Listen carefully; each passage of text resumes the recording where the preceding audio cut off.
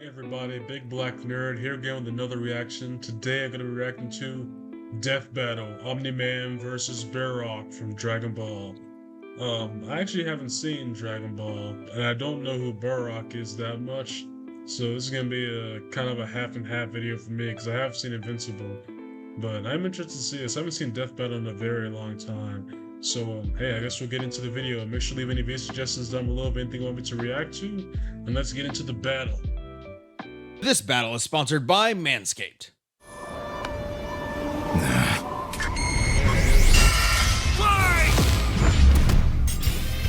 Omni-Man versus Bardock. The ostracized Viltrumite and the doomed Saiyan. He's Wiz and I'm Boomstick. And it's our job to analyze their weapons, armor, and skills to find out who would win a death battle. Omni-Man, Earth's once greatest hero. Alongside the Guardians of the Globe, he protected the world from all manner of threats. And then, in a single day, it all went horribly wrong. Why Omni-Man? How Omni-Man? Who Omni-Man? Who indeed? Champion of Earth, best-selling author J.K. Simmons, yet it was all a charade, with his murderous rampage only brought to a halt thanks to his own son. It all starts with his home planet, Viltrum, which I hear is a totally lovely utopia. Through brutal, mortal combat. With a K! Or, wait, no, that came later. Viltrumites are among the most powerful beings in the universe, even more so after they purge the weaker members of their species. As a vanguard of the Viltrumite Empire, Omni-Man infiltrated Earth as Nolan Grayson, expected to prepare the planet for Imperial assimilation. Which should have been easy, since he's got your classic strongman superpowers and he's basically invulnerable, easily knocking around asteroids the size of Texas. He can fly at unbelievable speeds, soaring from Earth to the planet Thraxa in under 1 week. Thraxa is, quote, a couple galaxies away, give or take, so a minimum of 2 galaxies. Beyond the Milky Way's neighbor Andromeda is the lesser-known Triangulum Galaxy, which is over 2.7 million light-years away. Reaching it in under 1 week means Omni-Man must have flown over 142 million times faster than light. Oh, and Viltrumites can't breathe in space, so he held his breath the whole way. And it's not like he was in a rush. He was on a soul-searching trip, contemplating the significance of smashing his own son's face in. Think, Nolan, think. Yeah, this is why I'm never having kids. You're missing out. But according to another Viltrumite, Thetis, a bunch of other Viltrumites who actually were in a hurry flew to Viltrum across the Virgo supercluster in less than 24 hours. That's over 20 billion times faster than light. You don't really need to rush anyway. The older a Viltrumite gets, I always wonder, how are they able to calculate all these things? You gotta have some supreme mathematicisms up in your corp to do all these the slower they age. According to the Invincible Handbook, Nolan is over 2,000 years old. And regardless of age, Viltrumites don't suffer muscle fatigue like humans do, so they rarely ever tire out. Seriously? He's got parenting easy mode on, and he couldn't even handle that. I would have killed for that back when my daughter was born. Well, you would have to be a Viltrumite first. A Viltrumite's body contains smart atoms, which they subconsciously manipulate. This cellular structure can effectively recall certain states of being regardless of their present environment, reacting to changes at an atomic level to perform the impossible. Yeah, like surviving your intestines getting ripped out, or even more. Yeah, bro, because Martin be getting dogged in the comics and in the TV show, bro. Like, this man has to have something to get better from all Or that. scary, ripping out your whole beard all at once. Ugh, only a Viltrumite could pull off something that disturbing. Nolan is incredibly tough, but if he faces superior forces, his smart atoms can adjust to make him even stronger by comparison. This is why Viltrumites are considered invincible. Most weapons in the universe can't even scratch a Viltrumite like him. Even a ship's cannon like this one can't take down a Viltrumite, and it obliterated a massive solar disk nearly half the size of a star. Speaking of planets, he's strong enough to shatter one by flying straight through it. A planet so big it has a whole ring around it. The Roche limit factor dictates the size a celestial body must be in order to disperse orbiting material as a ring.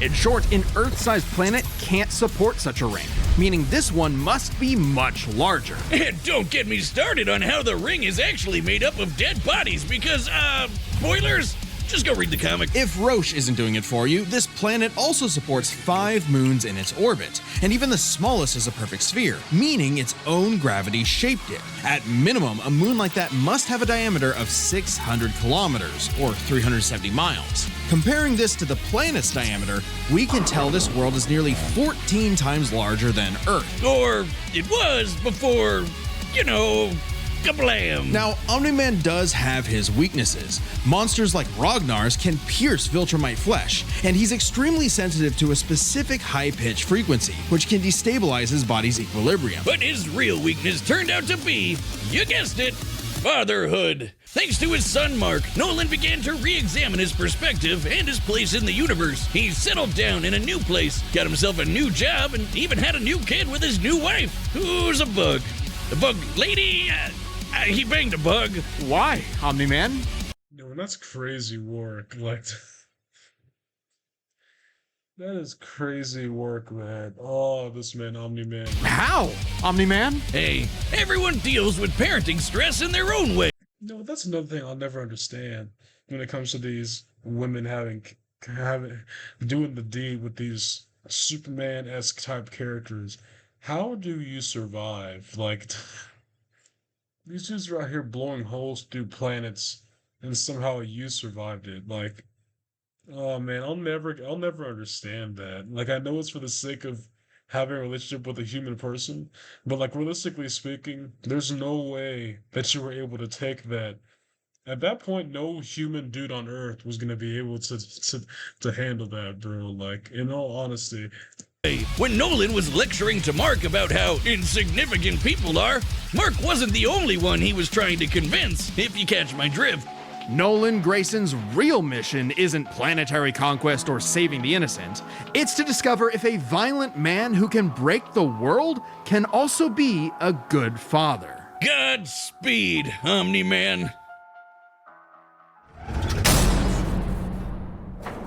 In the far reaches of the cosmos laid a world with a people like no other, born and raised to do just one thing: fight. The Saiyans, a proud warrior people from the planet Vegeta, ruled by, King Vegeta. Well, narcissist punch. Exactly. Their pride blinded them to the truth of their impending doom. But perhaps one Saiyan represented the best of them, even during their waning glory days. Bardock! He's cool, he's crude, he's got a bad attitude, and if he goes apeshit, you're totally screwed. And guess what? He's father of Goku. Oh wow, I never would have guessed. Right? What a curveball. So what does that make Turles? Who? Bardock was a cold-blooded killer, ruthlessly conquering planets in service to the Saiyans' true overseer, Lord Frieza. They didn't just conquer planets, they wiped out every living thing, leaving Frieza uninhabited rocks to sell away. Bardock was an asshole. Well, until he wasn't. Bardock's story has evolved over the years, with multiple iterations to draw from. Including one where he's a brilliant scientist. But only one is considered officially canon. Bardock's demeanor began to shift when he met and eventually married fellow warrior Guinea, and had 2 sons, Raditz and Kakarot. No, Bardock didn't go totally soft. He was still a ruthless warrior. You know that iconic red headband of his? It's stained with the blood of his fallen friends. Hardcore. Bardock could fly, move Oh man, that's crazy. Man, that's one dirty napkin then. Like on all this. faster than light, and was naturally adept in using his ki as an explosive weapon. AKA shooting lasers from his hands. True to his brutal screw you nature, Bardock's moves are all about overwhelming power. His final Also, I can't wait to play that Dragon Ball Sparking Zero game. Man, I really like the way that game looks, and I really want to be able to really go online. spirit cannon is like a ki-powered bazooka. His rebellion hammer punch ignites enemies on contact, and his rebellion spear basically turns him into a supercharged battering ram. The guy has no chill. He will run you over, break your spine, light you on fire, and then move on to the next guy. All in a day's work for a Saiyan. Marriage didn't change that. While Bardock cared for Guinea, in fact being one of few Saiyans of his time to actually have a romantic partner, he was still no family man. Like most Saiyans, he saw his sons as nothing more than future soldiers. Bardock was a low-class warrior, so it was unlikely his kids would grow up to be anything more than battlefield fodder. But they would still possess the Saiyans' power, a transformation that was the key to their planetary devastation. Big Monkey! Under the light of a full moon, a Saiyan with a tail manifests the Uzaru. This great ape form increases Bardock's power tenfold, Okay, so Frieza wasn't joking when he called these guys monkeys. turning him into an unstoppable kaiju. Quick, someone call Yajirobe! While some Saiyans can maintain control over this berserker form, low-class warriors like Bardock don't receive the same level of training as those of higher birth. Prince Vegeta's control is so precise he can speak while changed, but Bardock cannot. Hell, it's questionable if he even remembers everything that happens when he goes full tilt gorilla. The Saiyan strategy is pretty much just monkey see, monkey smash. Despite being low class, Bardock's power level nearly matched that of King Vegeta, who could destroy multiple planets at once. At about this time, King Vegeta's power level was around 10,000. Yeah, we know power levels are kinda janky. Nobody can agree on what the number really means. Outside of his fight with Gas, Bardock doesn't really show any high-end feats in canon, but we can use power levels to compare him to other characters with similar levels to better understand his potential. Like when his son fought Prince Vegeta. What's the scouter say about his power level? It's over 8,000! Yeah, the dub changed it to fit Vegeta's lip flaps, but we only cover the cold hard truth, damn it! According to this movie pamphlet, Goku's power level between his fight with Vegeta and his trip to Namek was 10,000. This lines up with that previous reading and puts him on par with Bardock. Goku's training during the trip eventually raised him to 90,000 upon arrival, but this gives us a clear window. Yeah, early in the trip he had to dodge a bunch of incoming asteroids and blast his ship away from a star, which is impressive considering the speed involved. The planet Namek is outside Earth's quadrant of the universe, and it took his ship 6 days to make the journey. Traveling a quarter of the universe's diameter would put the ship over 9.5 trillion times the speed of light. And Goku would have had to keep up with that kind of speed to do all that other stuff. Makes sense given far weaker characters could reach the moon in a fraction of a second. Should be trivial enough for Bardock. All this speed and power meant when Bardock and his team assaulted the planet Cereal, they went, cheerio! Bardock ravaged the planet, annihilating its people, until he found 2 survivors, a mother and her child. Some may call it weakness, others a moment of clarity, but Bardock was suddenly reminded of his wife and recently born son. He chose to spare the 2, and even pushed himself far past his limits to protect them from his own Frieza Force allies, who taunted that Frieza had dire plans for the Saiyans' future. This moment changed Bardock, making him more appreciative of his family and cautious of Frieza. When all the Saiyans were called back to planet Vegeta for mysterious reasons, he had a hunch something was up. So before his final stand, smashing through hundreds of soldiers before coming face to face with the tyrant, he sent his youngest kid away for protection. A choice that allowed his son to thrive. And hey, that's what good parents do. A choice that would have a greater significance than Bardock could ever imagine. And then Dildo Dickhead blew them all up and he died. Or did he?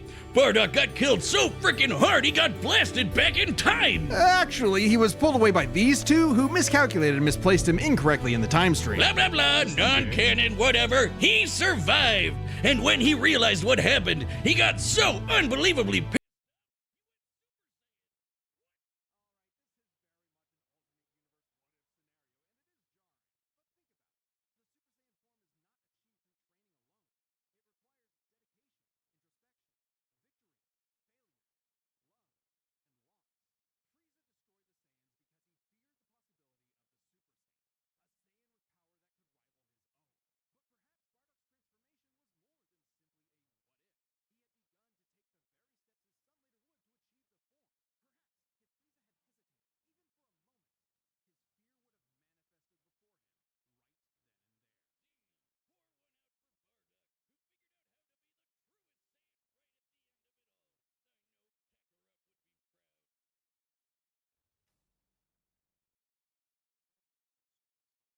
I think he's probably gonna win this fight.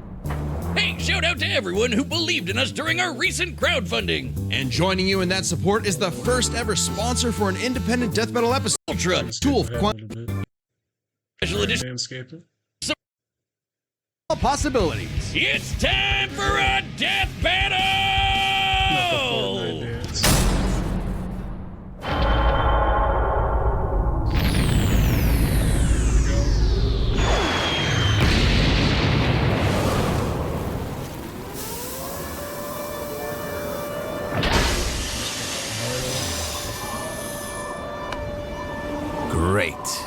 another gross bug planet.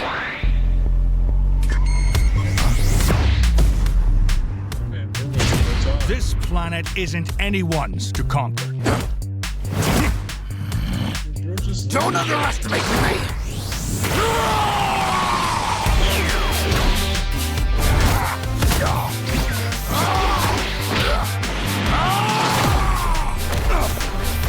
Just like my son, sticking his nose in places he's not ready for.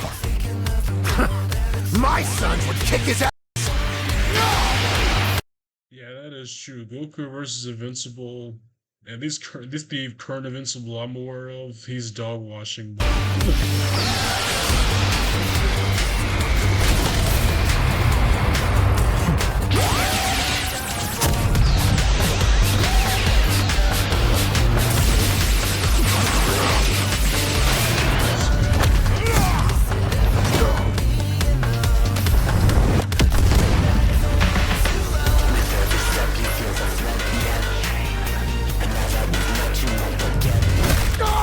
Whatever you are, you're an embarrassment.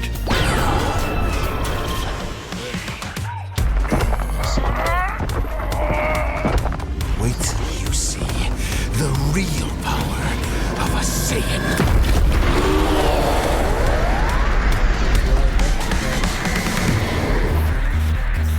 Am I supposed to be impressed?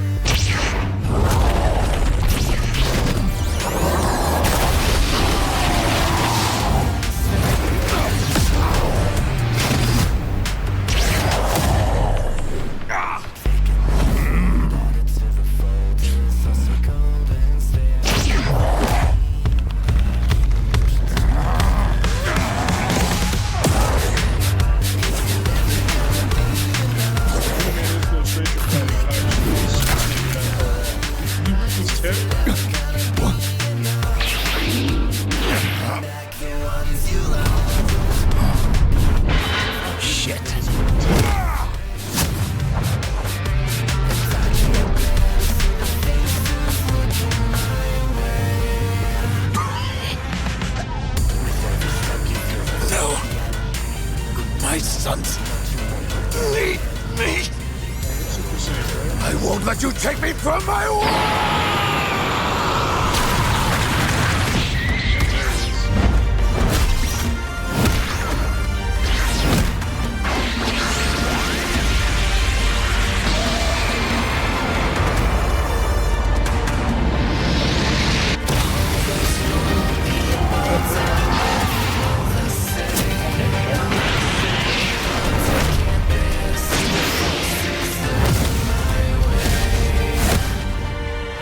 Your time is up!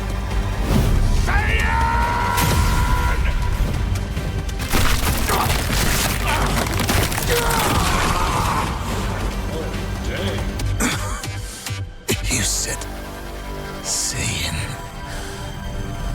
Remember it.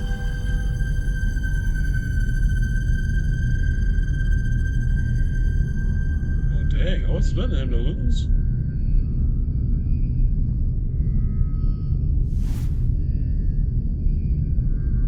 Is something that's gonna happen, or is this the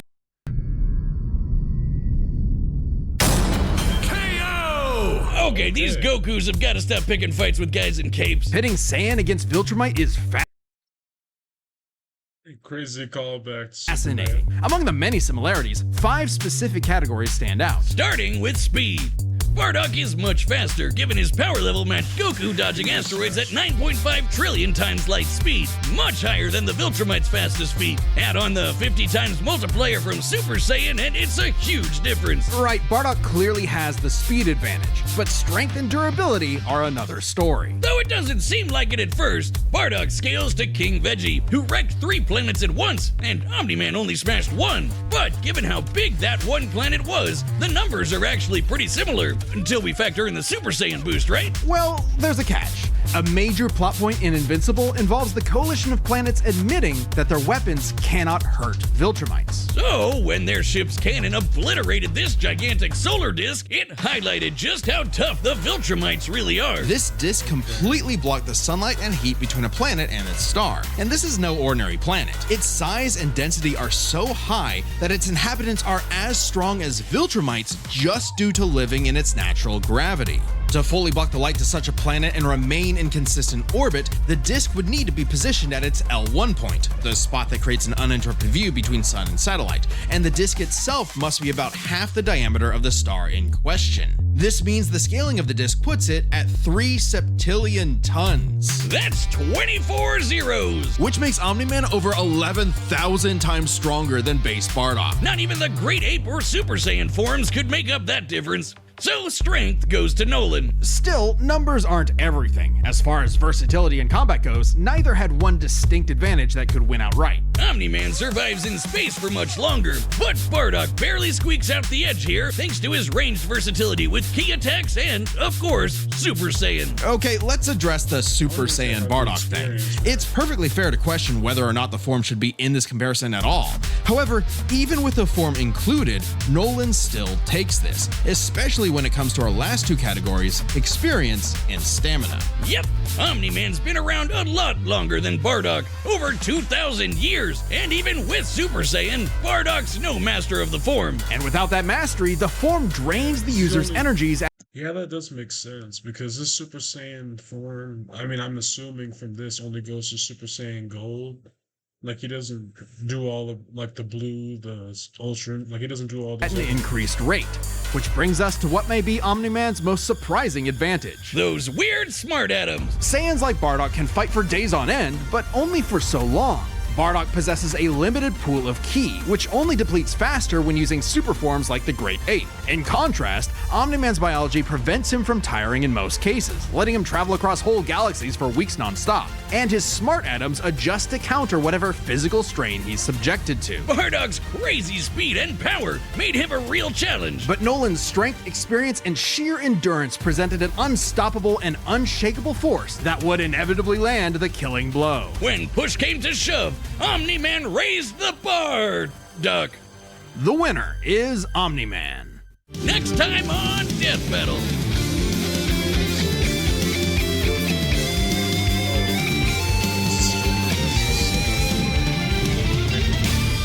Subscribe and join as a member to see. Okay. Hey, well, I guess that's gonna be the next fight. Oh man, I mean, I'm not mad at the outcome of this fight. I really did like Omni-Man winning. I know a lot of people get mad when Dragon Ball people lose, so I wonder what's gonna be the comments for this one right here.